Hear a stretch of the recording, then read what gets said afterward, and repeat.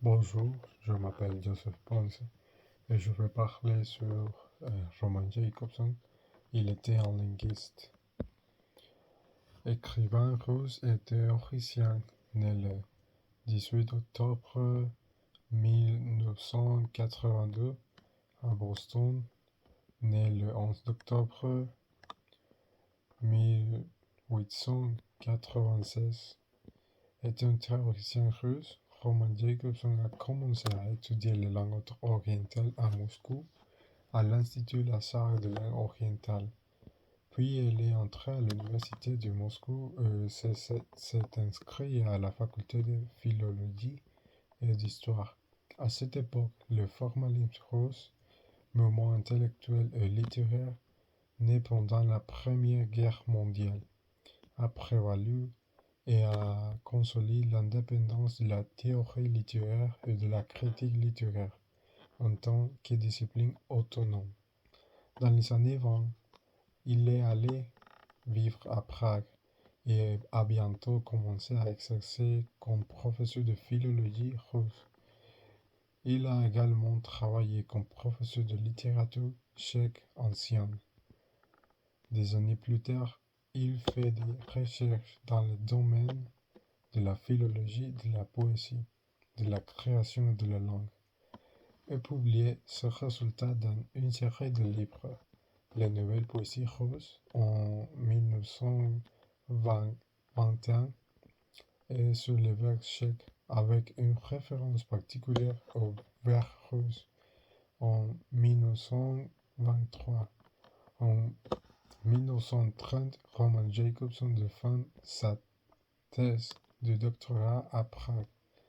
La trajectoire de Roman se concentre sur l'étude des différents phénomènes littéraires.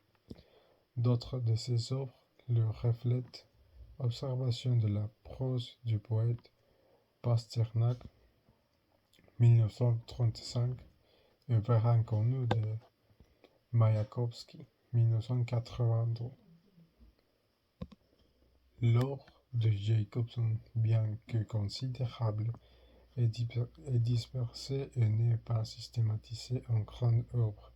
Il comprend 475 titres, dont 1374 livres et articles,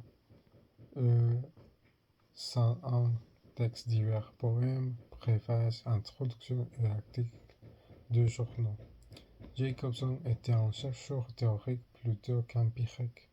Son œuvre touche simultanément la discipline de l'anthropologie, de la pathologie du langage, de la stylistique, du folklore et de la théorie de l'information. Ses recherches sur le langage de l'enfant ont également été très innovantes, en soulignant le rôle universel que les exclusifs et le nasal y jouent. Ces théories sont présentées essentiellement dans l'article plus long, Linguistique et poétique de 1960, de sa théorie de l'information constituée en 1958 et articulée autour des facteurs de la communication: émetteur, récepteur, référent, canal, message et corps. Jacobson a déduit l'existence de 6 fonctions du langage: l'expressive, l'appellante, la représentative, la fatigue, la poétique et la métallurgie, complétant ainsi le modèle de Carpulaire.